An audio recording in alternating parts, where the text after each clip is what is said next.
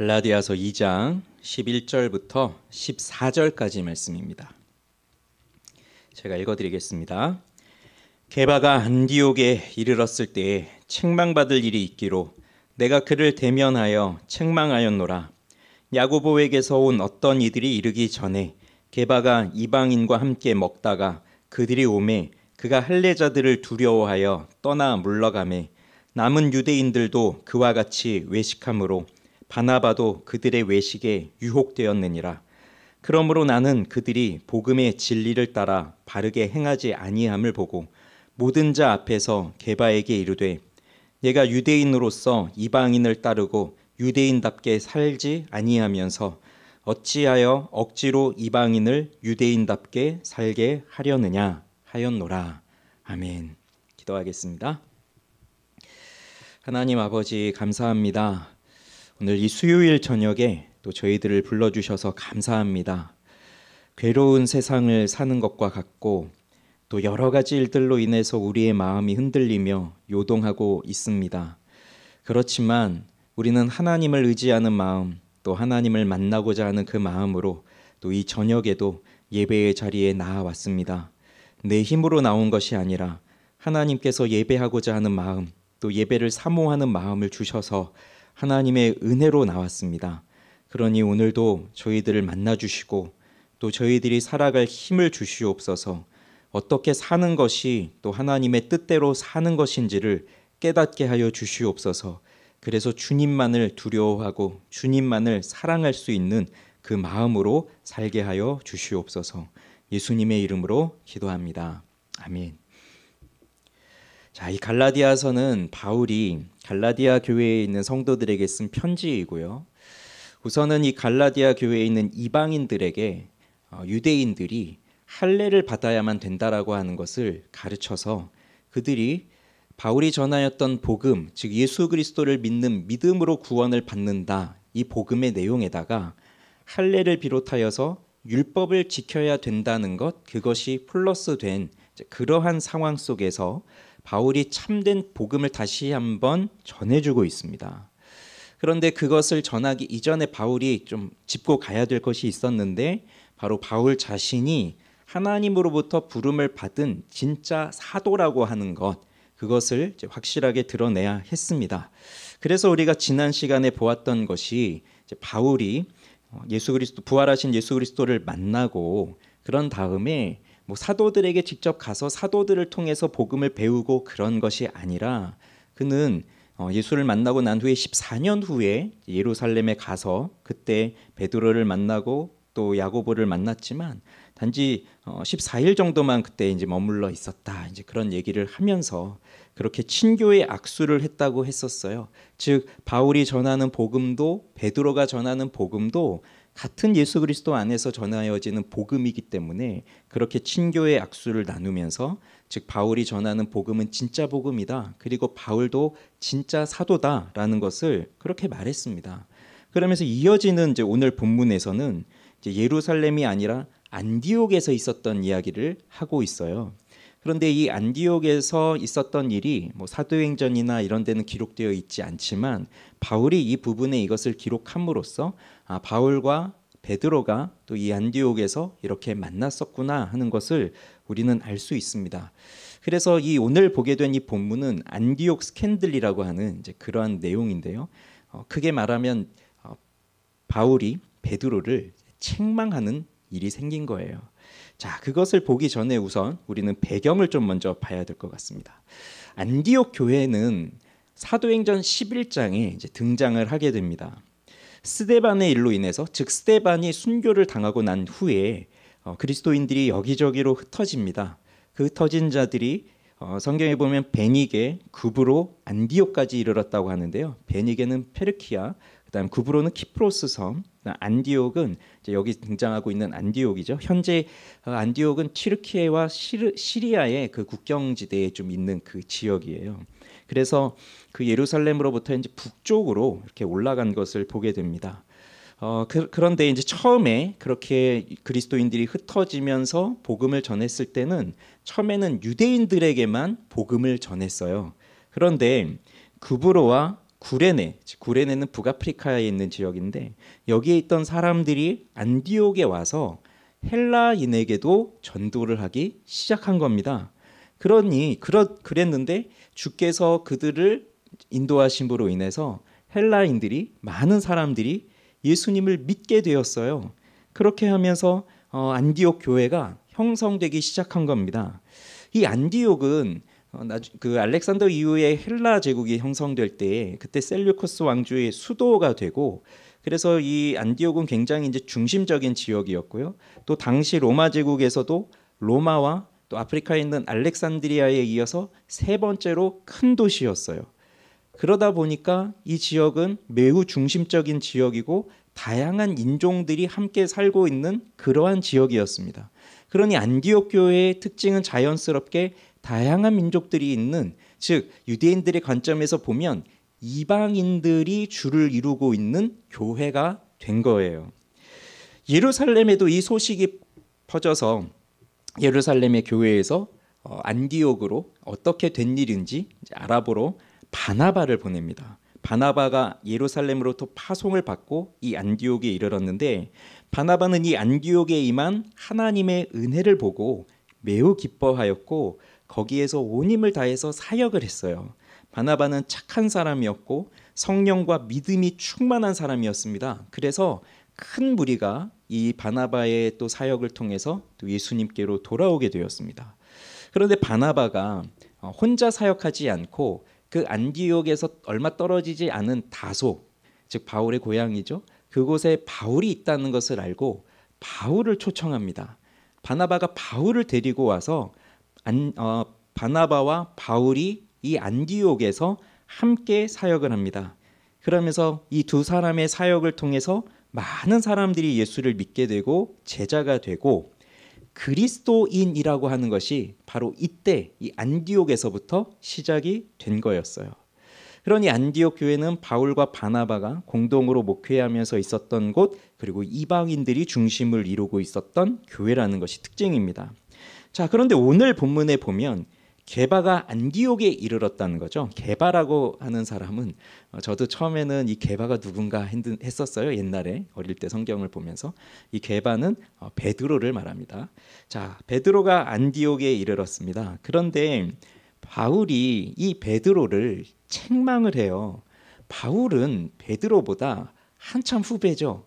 사도로도 보아도 한참 후배 사도죠. 그리고 베드로는 자신보다 연장자죠. 게다가 베드로는 예수님의 수제자였고 초대교회의 대표자였어요. 초대교회의 대표급 사도였어요. 그러한 베드로를 책망을 한 겁니다. 그것도 조용히 따로 불러서 얘기한 게 아니라 모두가 있는 그 자리에서 모두 앞에서 베드로를 책망했어요. 어째서 이러한 일이 일어난 걸까요? 12절을 보시면 야고보에게서 온 어떤 이들이 이르기 전에 게바가 이방인과 함께 먹다가 그들이 오매 그가 할례자들을 두려워하여 떠나 물러가매라고 되어 있습니다. 그러니 베드로가 안디옥에 왔고 안디옥에서 그 이방인 성도들과 함께 식탁의 교제, 즉 함께 먹었던 거예요. 그런데 이제 그 먹다가 이제 떠났다는 것인데요. 오늘 여기 보면 함께 먹다가라고 하는 이 부분이 또 중요합니다. 왜냐하면 이것이 미완료 시제로 쓰여졌는데 그 말은 무슨 말이냐? 이 함께 먹었다는 것이 베드로가 이날 안디옥에 처음 와서 처음으로 이 이방인 사람들하고 밥을 먹었다 그것이 아니라 베드로는 이 이방인 그리스도인들과 반복적으로 규칙적으로 그렇게 함께 식사를 했던 습관이 있었던 사람이라는 거예요. 그래서 베드로는 이방인들하고 처음 밥을 먹은 게 아닙니다. 그리고 이 이후로도 뭐 밥을 안 먹은 게 아닙니다. 베드로는 이방인들과 밥을 먹는 습관이 있었던 거예요. 즉 그들과 식탁의 교제를 하는 것에 거리낌이 없던 사람이었습니다. 지금 우리가 생각할 때 그게 뭐 큰 대수냐 이렇게 생각하겠지만 근데 유대인들의 입장에선 이건 굉장히 큰 문제이거든요. 사실 베드로도 예수님의 수제자였고 그리고 교회가 성령 강림 이후에 교회가 이제 세워져 가는 가운데에서 아주 큰 역할을 했던 사도였지만 베드로의 마음속에서도 분명하게 있었던 건 뭐냐면 이 복음은 유대인들에게 한정되어 있다라는 거였거든요. 그래서 하나님은 이 베드로를 변화시키시기 위해서 어떻게 하셨나요? 그에게 환상을 보여주시죠. 하늘에서 그 먹지 못할 부정한 음식들이 섞여 있는 것들을 내려주시면서 내가 정결케 했으니 너는 이것을 먹으라. 그것을 하셨어요. 그런데 베드로가 어떻게 했었나요? 저는 절대로 먹을 수 없습니다. 이걸 3번이나 반복했어요. 예수님께서 내가 정결케 했으니 너는 먹어라 라고 하면 알겠습니다. 먹겠습니다. 그렇게 할 법한데 3번이나 반복적으로 저는 이걸 절대로 먹을 수 없습니다. 절대로 먹을 수 없습니다. 이렇게 했다는 것은 그 베드로 속에도 그 베드로의 중심 속에 깊이 박혀 있는 것이 바로 이 율법적인 것들, 즉 그 부정한 것과 정결한 것, 이것에 대해서 구별하고 있는 그러한 부분에 있어서 아직도 자유를 갖지 못하고 있다는 거였습니다. 즉 이방인들에 대해서 마음을 열고 있지 못하고 있다는 거였어요. 그래서 예전에 어느 이제 목사님이 이런 얘기도 하셨는데 이 베드로가 가지고 있는, 그리고 유대인들이 가지고 있는 이러한 선민 사상들 있죠. 이 유대인 중심적인 생각들, 이것은 복음이 들어와서 성령을 받아도 자연스럽게 변화되지 않는 것이다. 그래서 교육이 필요했다. 바로 그래서 예수님께서 베드로를 이런 식으로 이제 교육을 시킨 건데, 자 그렇게 하면서 누구를 만나죠? 고넬료를 만나죠. 그래서 고넬료의 집에 가서 고넬료의 집에서 복음을 전했더니 고넬료가 복음을 듣고 성령이 임하고 자신들이 회심한 것처럼 그렇게 예수님을 만나는 그 회심의 역사를 베드로가 보게 됩니다. 그러면서 베드로의 마음이 깨지게 된 거예요. 그가 가지고 있었던 선입견이 깨진 겁니다. 이 복음은 이방인들에게도 증거가 되고 이방인들도 성령이 임하고 이방인들도 우리와 똑같이 예수를 믿고 구원을 받게 되는구나. 그리고 그가 이제 예루살렘에 돌아와서 그 일들을 보고하죠. 그렇게 고넬료를 만나기 전과 고넬료를 만난 후로 베드로도 이방인에 대한 생각들, 또 복음에 대한 깊이와 넓이, 이런 것들이 좀 변화가 되는데요. 그러나 유대인들에게는 정말 건널 수 없는 강과 같은 것이 바로 이 문제예요. 바로 율법에 대한 문제. 율법에는 크게 이제 3가지로 나눌 수 있는데, 도덕법이 있고요. 이 도덕법은 예를 들어 십계명 같은 법들입니다. 그래서 뭐 살인하지 말라, 간음하지 말라, 도적질하지 말라, 이러한 도덕과 관련된 법들은 지금도 계속적으로 우리 그리스도인들이 지켜나가야 할 그런 법들이죠. 그리고 시민법이라는 것이 있었어요. 즉 이스라엘이라는 나라가 형성되어지면서 그 나라에게 주어진 그 나라의 백성으로서 지켜가야 할 그런 시민법들, 뭐 안식일이라든지 안식년, 희년, 뭐 이런 법들. 그리고 의식법이 있었습니다. 즉 제사를 하나님께 어떻게 제사를 해야 될지, 또 어떻게 정결하게 지켜야 될지, 또 어떻게 또 구별된 민족으로서 살아가야 될지라고 하는 그런 의식법들이 있었는데, 사실 이것은 예수 그리스도께서 죽으시고 부활하심으로써 예수님이 성취하셨기 때문에 이제 폐지가 되었죠. 그러나 여전히 유대인들의 마음속엔 이게 가득하게 남아있는 거예요. 특별히 그 정결과 관련된 부분은 쉽게 포기가 되어지지 않는 겁니다. 율법에서 말하고 있는 정결법은 즉 누가 하나님 앞에 나아올 수 있느냐, 그거를 말해주는 거거든요. 그래서 부정한 음식 또는 부정한 물건, 부정한 사람이 있으면 그 부정한 음식을 먹은 사람, 부정한 물건과 접촉한 사람, 부정한 사람과 접촉한 사람은 그 사람 역시 부정하게 되니까 일정 기간 동안 또는 정결의식을 또 하나님 앞에 온전하게 행하기 전까지는 하나님 앞에 예배하러 나아올 수가 없는 것이, 그게 이제 정결법이었어요. 그런데 이 유대인들이 자신들은 하나님 앞에 선택받은 민족이고 율법을 받은 민족이고 그 율법을 지키는 이제 거룩하고 정결한 민족인데, 그 율법이 없는 이방인들은 이제 부정한 사람들로 취급을 하는 거죠. 그래서 15절에도 보면 우리는 본래 유대인이요 이방 죄인이 아니로되, 이렇게 이제 말을 하잖아요. 이방인은 그냥 이방인 자체로서 죄인인 거예요. 하나님을 모르고 율법을 모르고 그런 율법을 지키는 것도 없고 그냥 그 자체로 부정한 사람들이니까, 죄인들이니까 당연히 그 이방인들하고 접촉을 하고 이방인들하고 함께 교제하고 이방인들하고 함께 식사를 한다는 것은 있을 수 없는 일입니다. 이건 굉장히 중요한 문제예요. 그래서 예수님이 오셔서 세리와 죄인들과 함께 식사하고 교제하고 하셨잖아요. 그때 바리새인들이 책 잡은 것도 어떻게 세리와 밥을 먹을 수 있느냐, 어떻게 죄인과 밥을 먹을 수 있느냐, 그게 바로 그 같은 물이 그럼 너도 죄인이구나, 너도 세리와 같구나, 이제 그렇게 되니까 받아들일 수 없는 문제였다는 겁니다. 그런데 베드로가 고넬료를 만나고 돌아왔을 때 이방인들이 성령을 받고 예수를 믿게 되었다는 것을 이제 베드로가 예루살렘에 와서 그걸 보고하니까 유대인들도 다 그것을 받아들여요. 아, 이방인들에게도 복음이 갈 수 있구나. 이방인들도 구원을 받을 수 있구나. 그렇게 다 그 문제를 인정하면서도, 그런데 사도행전 11장 2절을 보면 할례자들은 베드로를 비난합니다. 뭐라고 비난하냐면 네가 무할례자의 집에 들어가 함께 먹었다. 그러니까 너가 가서 복음을 전하고 그들이 복음을 듣고 예수를 믿고 회심하고 그런 건 일어날 수 있는데 너가 그들의 집에서 함께 그들과 먹었다 하는 것은 받아들일 수 없는 문제였던 거예요.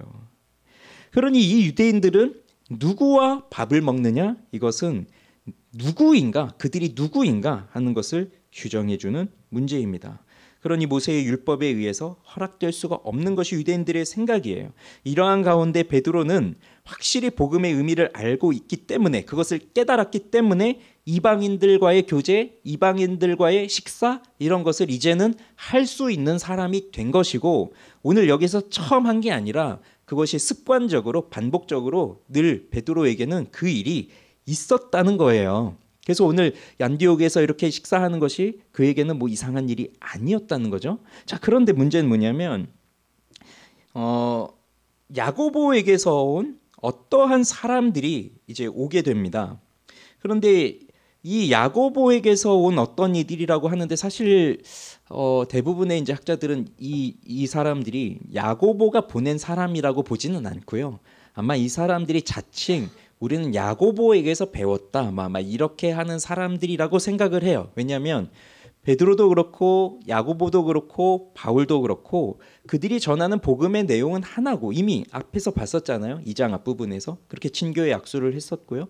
그러니 그들이 전하는 복음은 하나이고 가르치는 내용도 하나이기 때문에, 그리고 사도행전 15장에 보면 분명히 이방인의 문제, 할례의 문제 이런 문제를 다 정리를 했고, 그것도 야고보가 이제 주선을 해서요.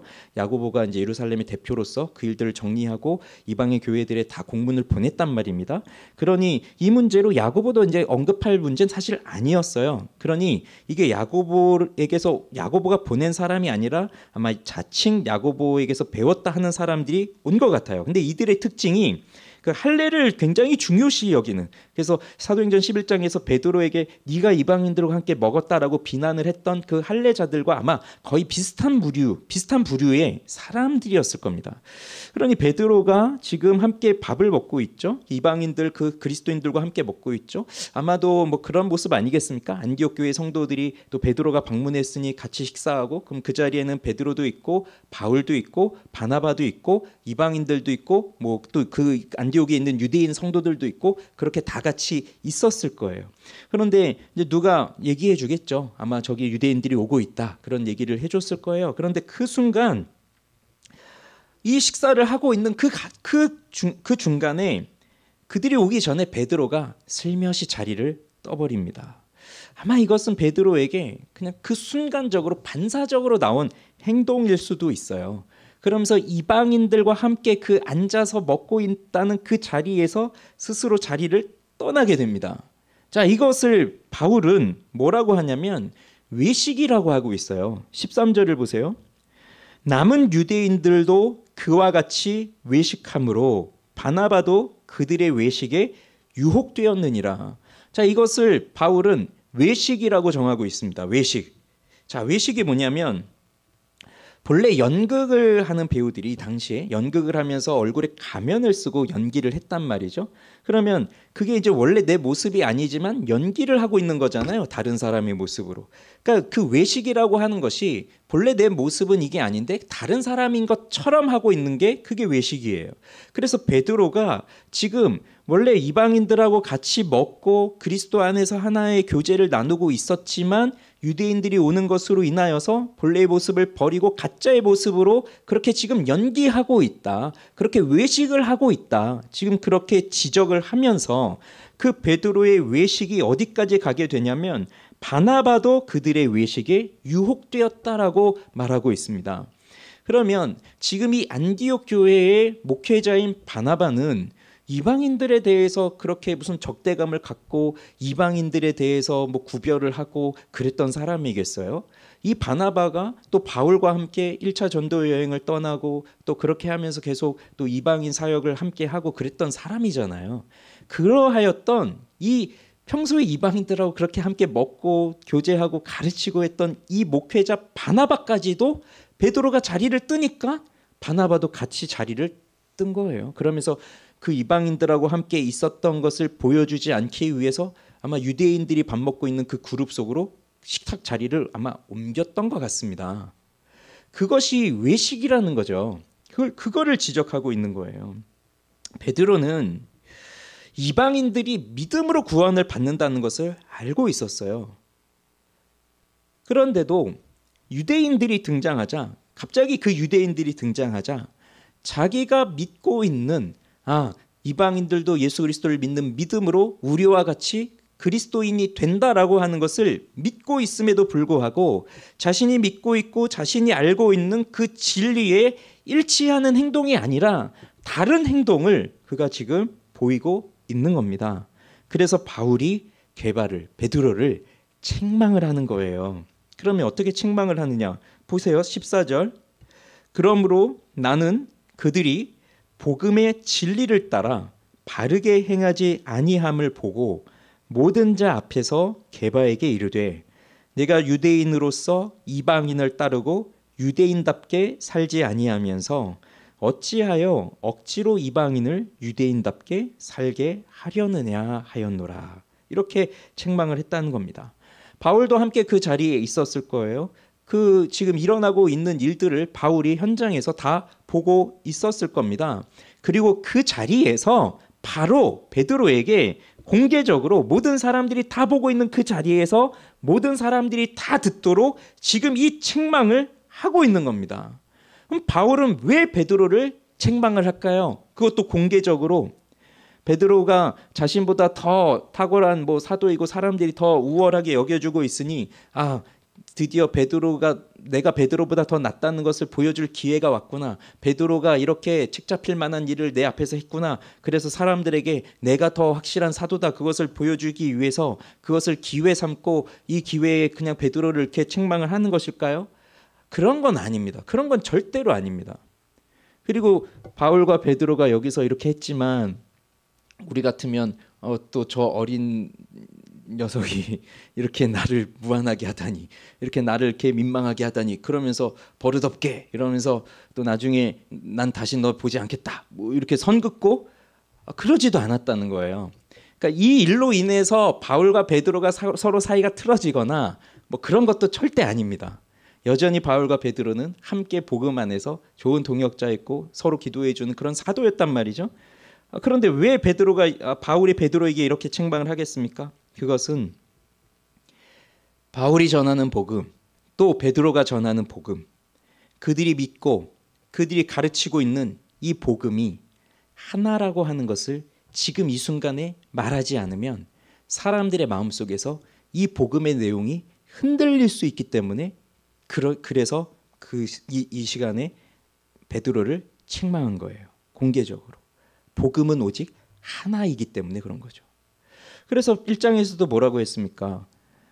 내가 전한 복음 외에 다른 복음을 전하면 나도 천사라도 저주를 받을 것이다.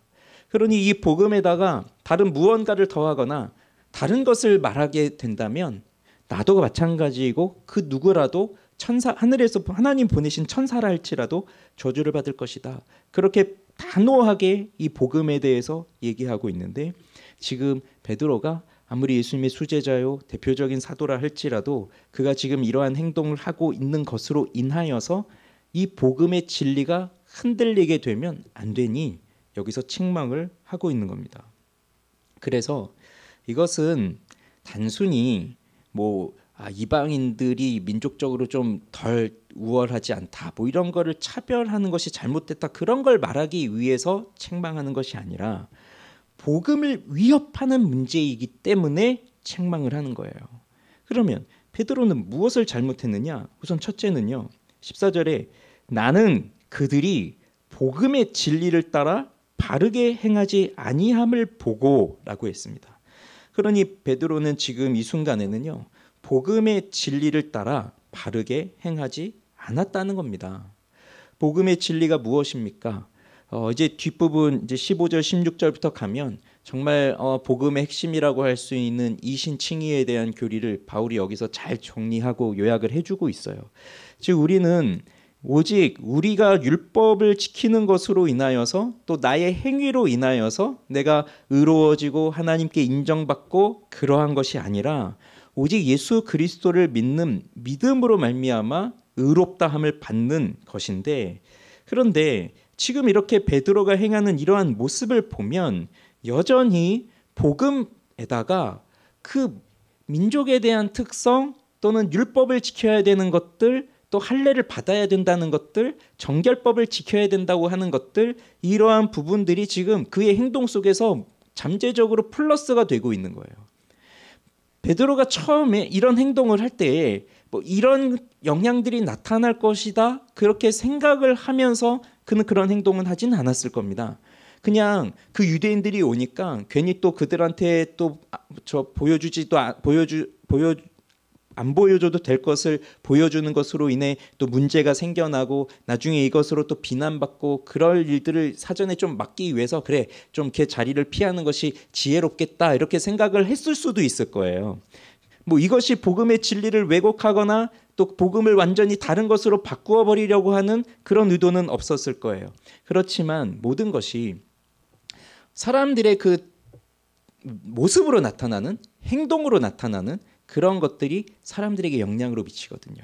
그래서 이제 교육과정 안에서도요, 그 잠재적 교육과정 이런 것들이 이제 그 안에 있는데, 즉 어떠한 사람이, 어떠한 교사나 뭐 이런 분들이 가르치는 사람들이 내용을 가르칠 때 드러나 있는 것들을 가르치잖아요. 근데 드러나 있는 것들을 가르치는 것보다 또 학생들에게 더 큰 영향을 미치는 것이 그 사람이 행하고 있는 잠재적인 것들, 그런 것들이 영향을 더 많이 미친다는 거예요. 예를 들어서 주일학교 교사인데 주일학교 교사가 성경을 잘 가르칩니다. 그래서 공과 공부를 하면서 말씀을 잘 정리해서 잘 가르쳐요. 그런데 이 교사가 자꾸 한 5분씩 지각을 해요. 예배에. 그러면 그 주일학교 학생들이 보면서 말씀은 잘 가르치지만 그런데 우리 선생님이 저렇게 말씀을 잘 가르치는 선생님인데 5분씩 지각을 하는구나 라는 것을 아이들이 다 보고 있죠. 그러면 그 아이들의 마음속에서 은연중에 예배는 좀 늦어도 괜찮아 이런 것들이 들어간다는 거죠. 그런 것들이 이제 잠재적 교육 과정인 거예요. 그러면서 그 영향력이 이제 말할 수 없이 큰 겁니다. 내가 말로 그것을 가르친 적은 없지만 내가 하는 행동을 통해서 다른 사람들이 그런 영향을 받을 수 있다는 거예요. 그러면 베드로가 여기에서 이렇게 이방인들하고 같이 식사를 하고 있는데 유대인들이 오는 것으로 인해서 자리를 떴다. 그러면 유대인들이 생각하고 있는 저 율법, 정결법 그것을 굉장히 중요하게 여기고 있구나. 그래서 베드로도 복음의 진리, 예수를 믿음으로 구원받는다 이것을 말하고 있고 또 우리 앞에서 이렇게 함께 교제하고 있었지만 그런데 또 정작 유대인들 앞에서는 저렇게 행하는구나. 그러면 이방인들의 입장에서도 무엇을 생각하겠습니까? 그럼 여전히 우리는 아직은 참된 신자가 되지를 못하고 있는 거구나 이런 생각을 하면서 그렇게 베드로가 이제 그렇게 행동을 통해서 그런 것들을 배운다는 거죠. 그래서 바나바도 그들의 외식에 유혹되었다고 하고 있고 아마 거기 있는 그 같은 유대인 그룹들이 베드로가 그렇게 행하는 것을 보면서 거기 유대주의자들이 계속 이 갈라디아 사람들에게 바울이 없을 때 이제 그 얘기를 계속 하는 거잖아요. 할례를 받아야 된다. 할례를 받아야 된다. 아마 이런 것들이 그 안디옥에서도 마찬가지이고 그 유대주의자들에게는 더 좋은 기회가 된 거죠. 봐라. 베드로도 이렇게 하지 않느냐. 베드로도 이렇게 너희들 앞에서는 이렇게 했지만 진짜 그의 마음속에는 율법을 지켜야 되고 할례를 받아야 되고 그 정결법을 제대로 지켜야 되는 것이 더 우선적인 일이야. 그러니 너희들 할례를 받아야 돼. 그렇게 될 수 있는 거잖아요. 그러니 복음의 진리를 따라서 바르게 행하지 않았다는 거예요. 그걸 지적하고 있는 겁니다. 그리고 두 번째는요. 그 14절 하반절에 보면 게바에게 이르되 네가 유대인으로서 이방인을 따르고 유대인답게 살지 아니하면서 어찌하여 억지로 이방인을 유대인답게 살게 하려느냐, 이렇게 이제 말한 겁니다. 그럼 이게 무슨 말이냐? 자, 너는 유대인인데 너는 이방인을 따르고 있다. 즉, 네가 유대인인데 또 이방인들하고 같이 밥도 먹고 같이 이방인들처럼 그렇게 행하고 있다. 그런데 어째서 억지로 이방인들은 또 이방인들을 유대인답게 살게 하려느냐, 그렇게 말하고 있어요. 그러니 베드로가 이렇게 하는 것으로 인해서 이방인들이 우리도 유대인처럼 돼야만 하는 거구나, 그 생각을 가질 수밖에 없다는 겁니다. 그런데 교회 공동체는 어떠한 곳입니까? 교회는 어떠한 곳일까요? 교회에 먼저 있는 사람들이 있죠. 자, 이 당시로 보면 그래요. 유대인들이 먼저입니다. 하나님이 유대인들에게 먼저 율법을 주셨고, 바울도 복음을 전할 때 항상 유대인의 회당에 가서 먼저 유대인들에게 복음을 전했죠. 그러면 교회 공동체에 오면 유대인들이 먼저 있어요. 그러면 나중에 들어오게 되는 이방인들이 먼저 들어온 유대인들처럼 할례를 받아야 되는구나, 유월절을 지켜야 되는구나, 절기를 지켜야 되는구나, 음식법을 지켜야 되는구나, 이런 것들을 하나하나 배우면서, 그래서 우리가 외적인 모습으로도 유대인과 동일한 모습이 되어야만 진정한 교회의 구성원이 되고 진정한 그리스도인이 되는 것이다. 그러한 것이 교회 공동체입니까? 예수님이 가르쳐 주신 복음의 진리가 그러한 것인가요? 그러한 것이 아니죠. 교회는 그렇게 오는 곳이 아니에요. 유대인처럼 할례를 받아야만 교회의 진정한 공동체가 되는 것이 아니란 말입니다. 즉, 예수 그리스도를 믿는 그 믿음으로 모두가 그리스도 안에서 하나가 되는 거예요. 그래서 이방인과 유대인 사이에 그 막힌 담을 그리스도 예수께서 허무셨잖아요. 그러면서 평화를 이루게 하셨단 말이에요. 그렇게 하나가 되는 공동체가 교회인데, 자, 이러한 행동들을 하게 된다. 그러면 그 복음의 원리가 무너지면서 나도 저 사람처럼 돼야만 하는구나. 이것이 오늘날의 교회로 생각을 해본다면, 자, 교회에도 여러 사람들이 있죠. 그러면 이 교회에 있는 사람들 중에 어떠한 사람은 공부를 더 많이 한 사람도 있을 수 있고요. 또 그렇지 못한 사람도 있을 수 있어요. 또 아니면 교회를 진짜 그 역사와 전통이 빛나는 그 수대째에 이어지는 그 기독교 가문 속에서 태어난 사람도 있을 것이고, 이제 내가 처음으로 우리 가정에서는 내가 처음 예수를 믿어서 교회를 오는 사람도 있을 거예요.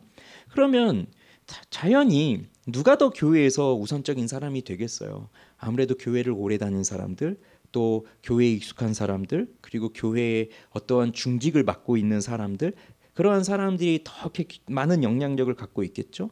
근데 그러한 사람들의 배경 속에서 너도 나처럼 이렇게 돼야 돼, 너도 나처럼 이렇게 하지 않으면 너는 교회의 구성원이 될 수 없어, 그런 식으로 뭔가를 사람들에게 얽매이게 하면 안 된다는 거죠. 그러한 것들이 지금 베드로의 행동 속에서 지금 나타나고 있는 거예요. 그래서 억지로 이방인을 유대인답게 살게 하려고 했다.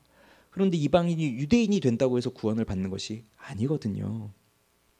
이러한 이유 때문에 바울은 베드로를 공개적으로 책망을 했는데요. 그런데 베드로는 왜 그 자리를 떠난 걸까요? 왜 유대인들이 야고보에게서 오는 그 유대인들이 올 때 그것을 알고 함께 먹다가 왜 자리를 뜬 것일까요? 12절에 그 이유를 말해주고 있는데, 자, 12절 후반절에 보면요, 그들이 오매 그가 할례자들을 두려워하여 떠나 물러가매라고 되어 있습니다. 그러니까 베드로가 왜 이런 행동을 했느냐? 두려워했기 때문이에요. 누구를요? 그 사람을 두려워한 겁니다. 그 할례자들을 두려워한 거예요. 할례자들의 비난이 두려웠던 거예요.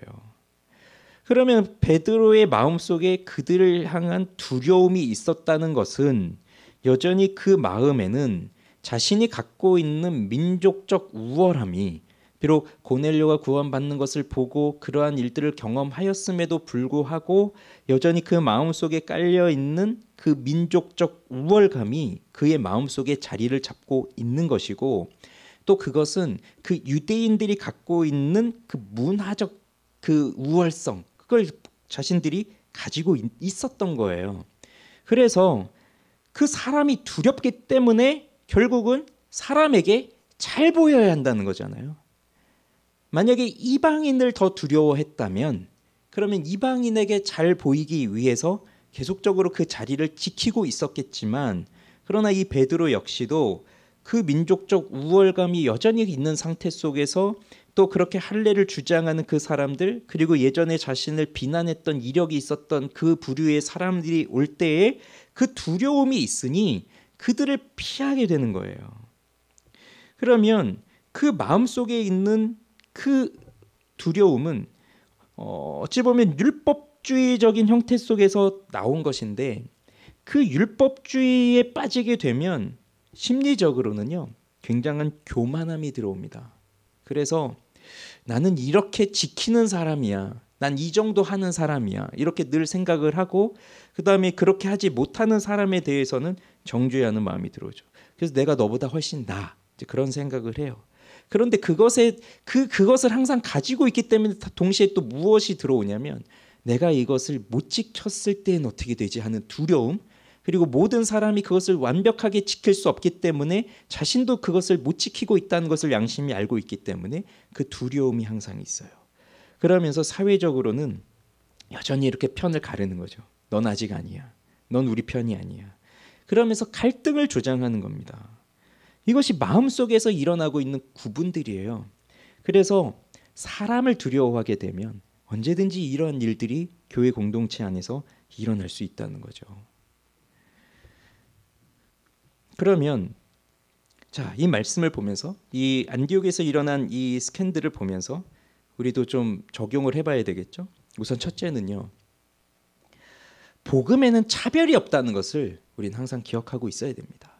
자, 이제 다음 주에도 이제 본격적으로 보겠지만, 사람이 의롭게 되는 것은 율법의 행위로 말미암는 것이 아니라 오직 예수 그리스도를 믿음으로 말미암는 줄 알아야 되는 거예요.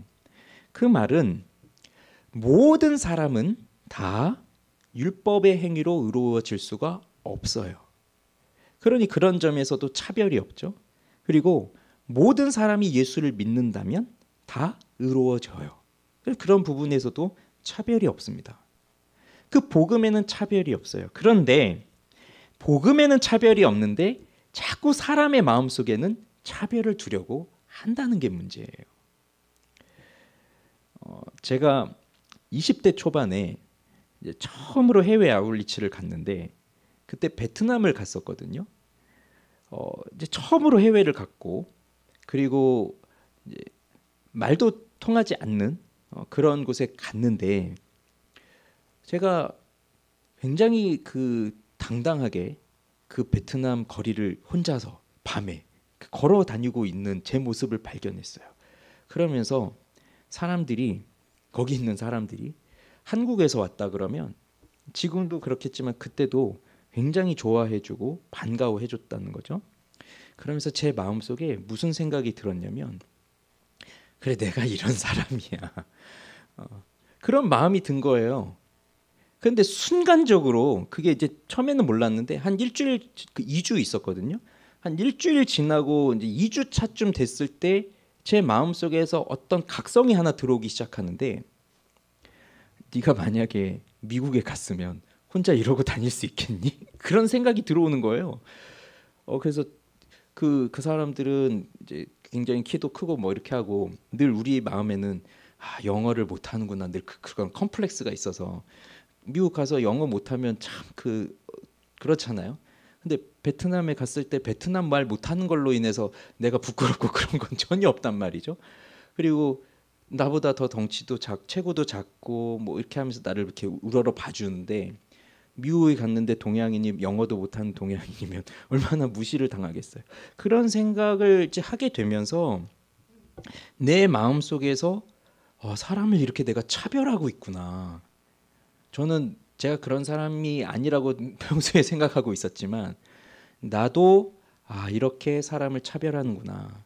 나보다 뭔가 좀 낮아 보이면 내가 더 우월하다고 생각을 하고, 또 나보다 더 우월한 사람이라고 생각하면 그 사람 앞에서 나는 굉장히 낮아져서 자존감도 떨어지고, 이러한 사람이구나. 그것을 생각하게 되면서 그래서 바울도 복음의 빚진 자다라는 말을 표현을 쓰는구나. 사실 그 사람들이, 거기에 있는 사람들이 굉장히 순수하고 착하고 그러더라고요. 그런 모습 속에 저를 비추어 보니까 저는 굉장히 교활하고 교만하고 또 그렇게 차별하고 그러한 마음속에 이 속에 가득 있는 사람이에요. 그런데 그 상태에서 그냥 예수님이 오신다면 나는 천국으로 갈 것이고 저들은 지옥에 갈 것인데 그 이유가 무엇이냐? 나는 복음을 먼저 들었다는 이유이고 저들은 복음을 듣지 못했다는 이유인데 그거밖에 없잖아요. 근데 나보다 더 착하고 나보다 더 순수하고 나보다 더 순결한 사람들인데 그저 복음을 듣지 못했다는 이유로 하나님께 갈 수가 없으니 그건 나는 정말 복음의 은혜에 빚을 진 사람이에요. 그래서 그걸 갚아야만 하는 사람이에요. 그렇게 우리 마음속에는 나도 모르게 그렇게 차별하는 것이 있어요. 그 왜 그러냐면 우리는요. 항상 기준이 상대적이기 때문에 그렇거든요. 절대적 기준 앞에 서지 않고 상대적 기준 앞에 서기 때문에 내가 어떻게든 여기 계신 우리 모두가 다 마찬가지이겠지만 내가 가장 못하는 부분이 있고 어떠한 사람에 비해서 떨어지는 부분이 있잖아요. 그런 부분에 대해서 열등감도 있고 그 부분들을 좀 회복해 보려고 하는 그런 마음도 있지만 안 되는 부분들이 있잖아요. 항상 비교하면서. 그런데 그런 순간에 항상 또 누가 보이냐면 그래도 나는 저 사람한텐 이건 내가 더 나아. 그런 부분이 더 있죠. 그래서 저 사람이 나보다 공부는 더 잘하는 것 같아? 뭐 회사에서 더 일을 잘하는 것 같아? 그렇지만 인간성은 내가 좀 더 나아. 뭐 이런 식으로요. 그렇게 뭔가를 내가 더 낫다는 것을 더 표현하려고 하는 거, 그게 이제 사람들의 마음이라는 거죠. 그것 속에서 차별이 생기고 그것 속에서 구분을 만들어내면서 그러면서 복음 앞에 차별이 없다는 것을 우리는 잊어버리고 그저 그러한 부분들을 더 나타내려고 하고 있는 거예요. 그러다 보니 사람이 의롭게 되는 것은 율법의 행위로 말미암은 것이 아니라 예수를 믿는 믿음인데 여전히 나는 그래 내가 예수를 믿는 믿음도 있지만 그래도 내가 이 부분은 좀 더 낫지 이런 게 있다는 겁니다. 그래서 그것이 안 되는 사람에게는 내가 차별하고 있고 내가 그 사람보다 더 우월하다는 그 교만한 마음을 가지고 있어요. 그래서 그러한 것이 그 복음에는 차별이 없다는 것을 분명하게 생각을 하고 그래서 복음 안에서 우리는 다 하나입니다. 이 교회에 모여 있는 우리는요.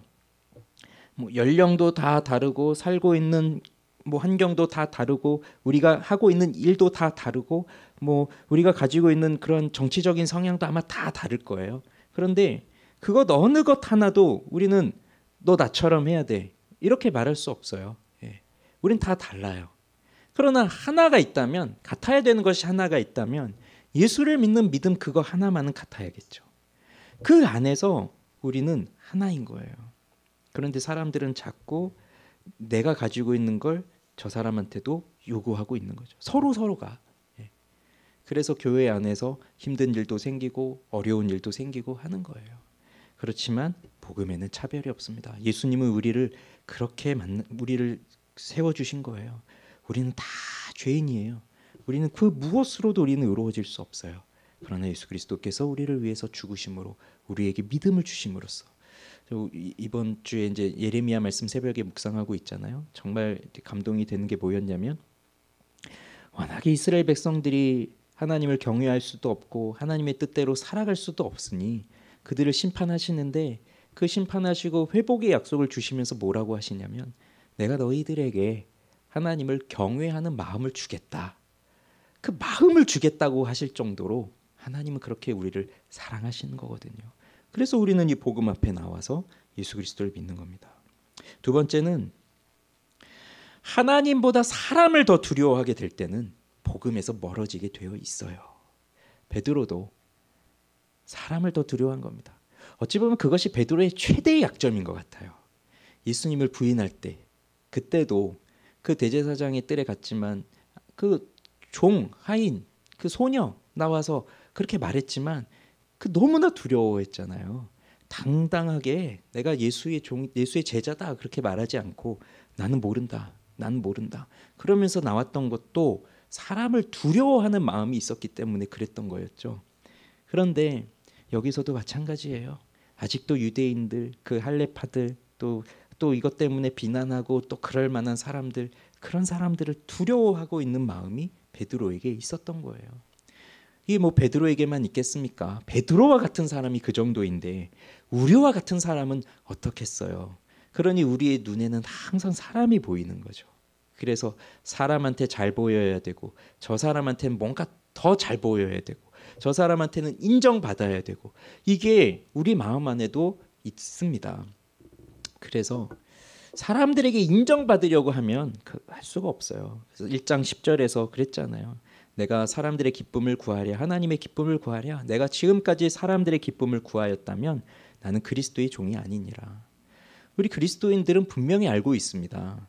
무엇을 하나님이 기뻐하시는지, 또 사람들이 원하는 바가 무엇인지 그거를 분명히 우리는 알고 있어요.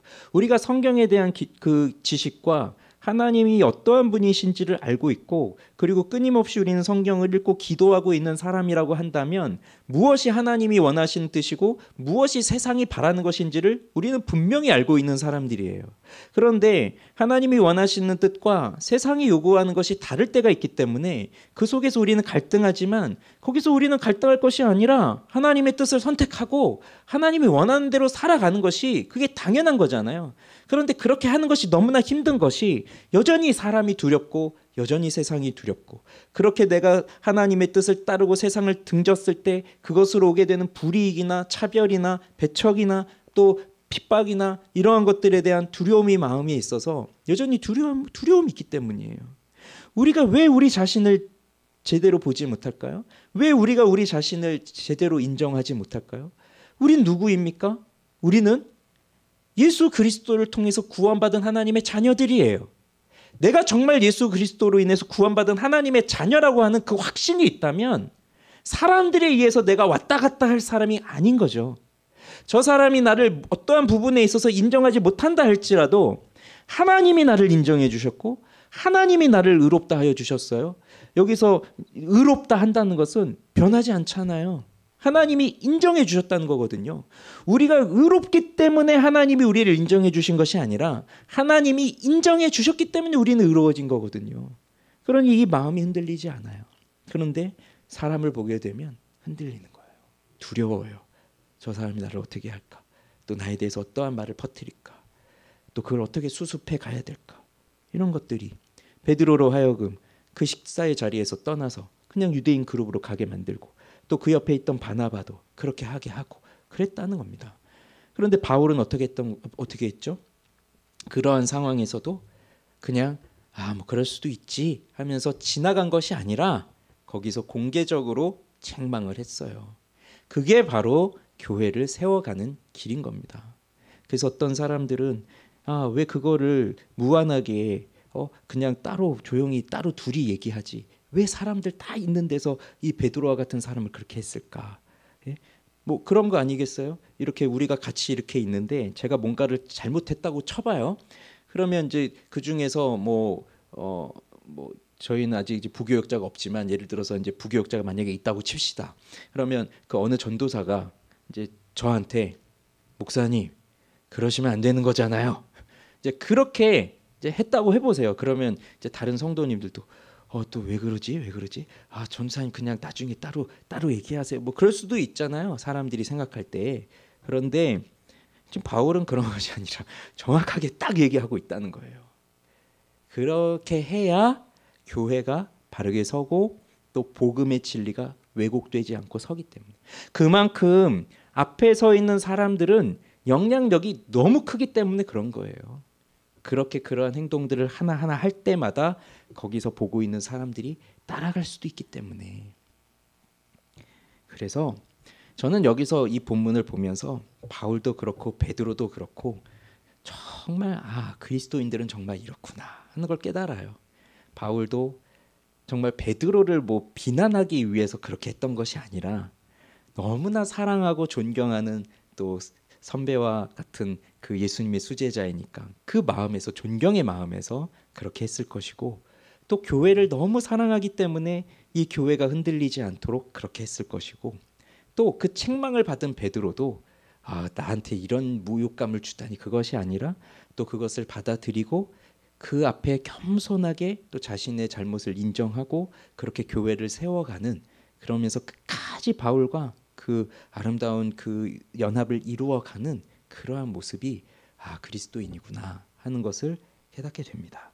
그러니 여러분, 우리도 이렇게 살아가면서 이런 여러 가지 유혹들이 있을 수 있습니다. 우리를 두렵게 하는 일들이 있을 수 있습니다. 그렇지만 우리는 사람을 두려워할 것이 아니라 하나님을 두려워하고, 그래서 교회가 진정으로 온전하게 세워져 갈 것이 무엇인가, 그리고 우리가 붙들어야 할 복음의 진리가 무엇인가 하는 것을 우리가 더 견고하게 세워가면 좋을 것 같습니다. 그렇게 하나님의 은혜가 우리 자신들과 또 우리 교회 위에 가득하게 있기를 주님의 이름으로 축원합니다. 기도하겠습니다.